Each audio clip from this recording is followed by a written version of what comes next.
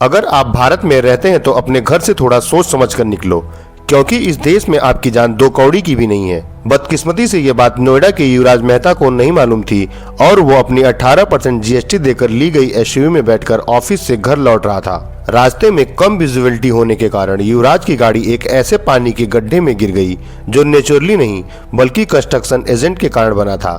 गाड़ी की स्पीड इतनी कम थी कि वो डायरेक्ट डूबी नहीं बल्कि धीरे धीरे अंदर जाने लगी।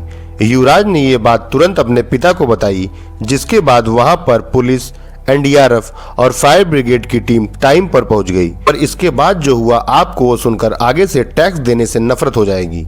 सारी टीम वहां पहुंच तो गई, लेकिन पानी में उतरने के लिए वहां कोई रेडी नहीं हो रहा था, क्योंकि पानी इतना ठंडा था और पानी में रॉड पड़ा हुआ था। युवराज धीरे धीरे अपनी मौत को आता हुआ देख रहा था। वो अपनी गाड़ी के ऊपर खड़ा होकर चीख रहा था, चिल्ला रहा था, पर इन सरकारी टीमों ने कुछ नहीं किया।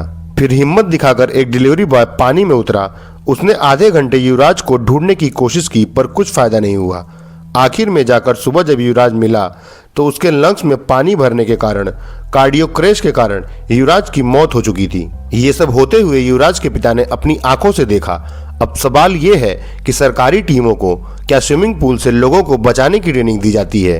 अब जब केस इतना बड़ा हो गया है तो कुछ लोगों को सस्पेंड और कुछ लोगों का ट्रांसफर जरूर किया जाएगा, पर सवाल ये उठता है कि एनडीआरएफ को लोकली मैनेज करने वाली डीएम मेघा रूपम को कोई सवाल क्यों नहीं कर रहा, क्योंकि उनके पिता इलेक्शन कमीशन के हेड ज्ञानेश कुमार जो ठहरे।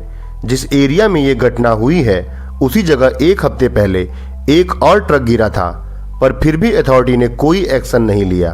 पर मैं अपने थ्रू एक अपील जरूर करता हूं कि एमजी बिस्टाउन प्लैनेट लिमिटेड और lions green construction private limited के लाइसेंस को बैन कर दिया जाए, क्योंकि इन्हीं दो कंपनियों की लापरवाही से ये घटना हुई है, जिसके कारण आज युवराज की जान चली गई।